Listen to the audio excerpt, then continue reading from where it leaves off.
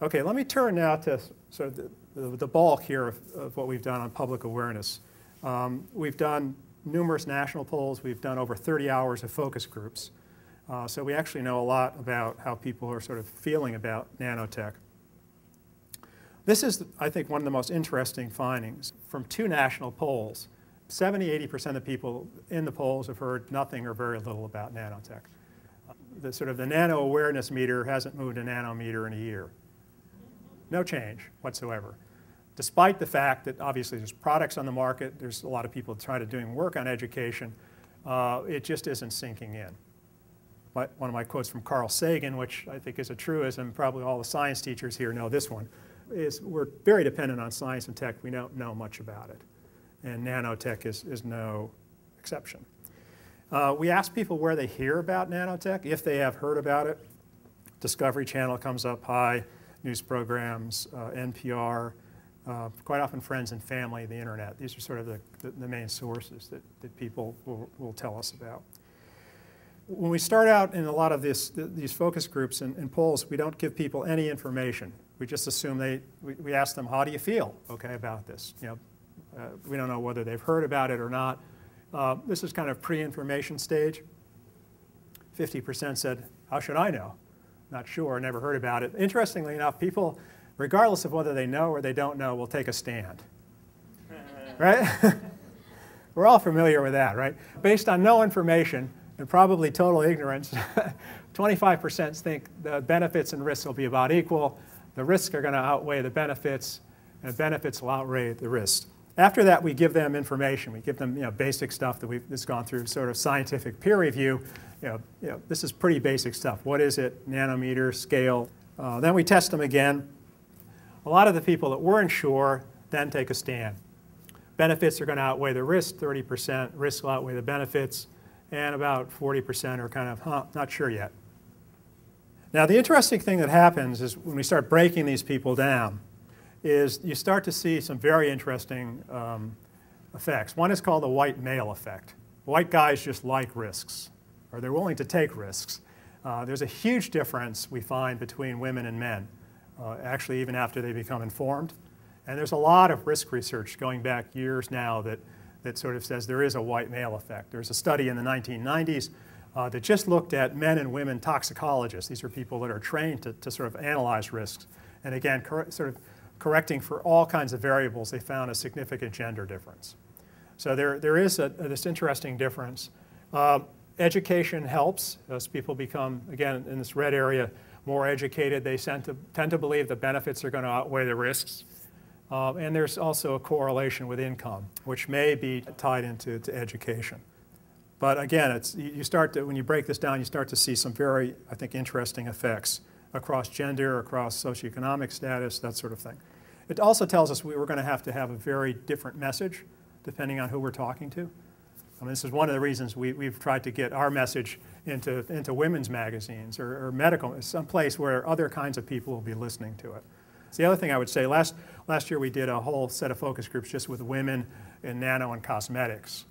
Right now, given the product mix that's in the marketplace and the one that's coming, which will be food, it might be women will be making a lot of the purchases of these first-generation nano products. Once people learn, they tend to be somewhat skeptical. These are direct quotes from focus groups we ran about 1.5 years ago.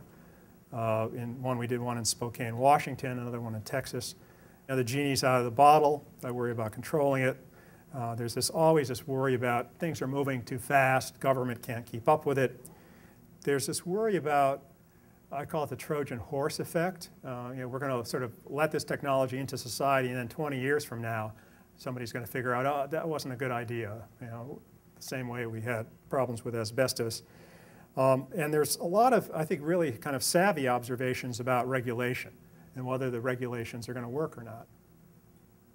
And I think the biggest thing people say is, why isn't anybody talking about this?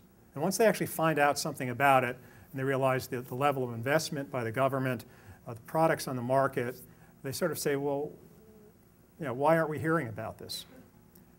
So I think that's one of the main messages we get. The other thing we constantly test is, how do people feel about, do they trust the people that might be either making this or overseeing it? So we ask them about how confident they are in these particular parties being able to maximize benefits and minimize risks of just general scientific advance.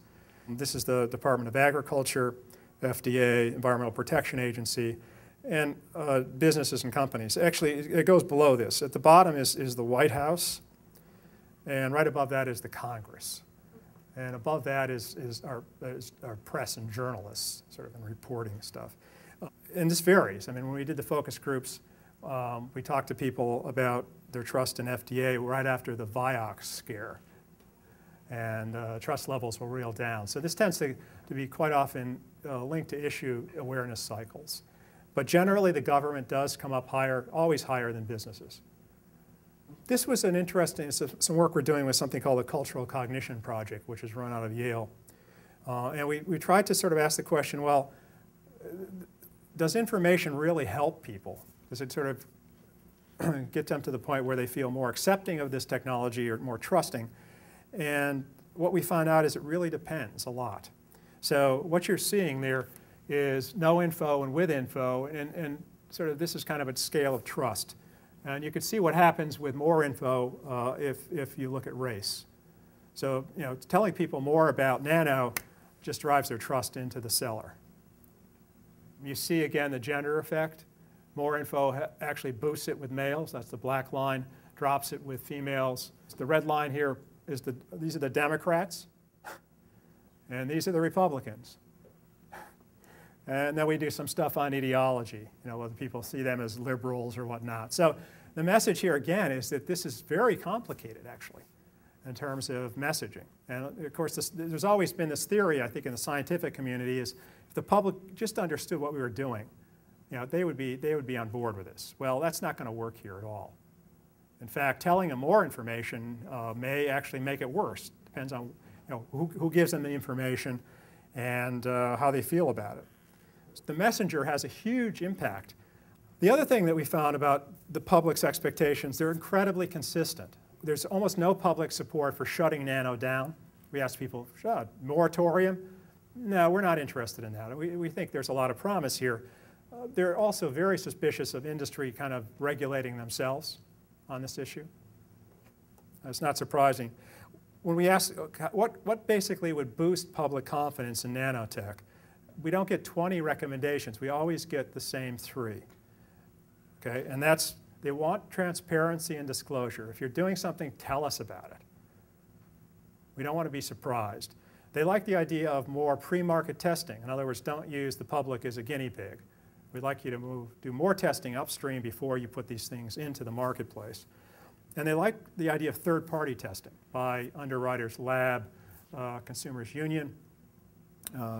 Consumers Union has gotten pretty involved. If you haven't seen it, the July issue of Consumers Reports has a very good article on nanotech.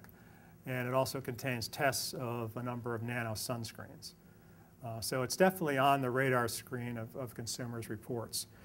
But I think the good thing is that, again, people converge around, I think, what are a fairly strong set of rational expectations, given the fact that we're dealing with a new technology that might have some inherent risks.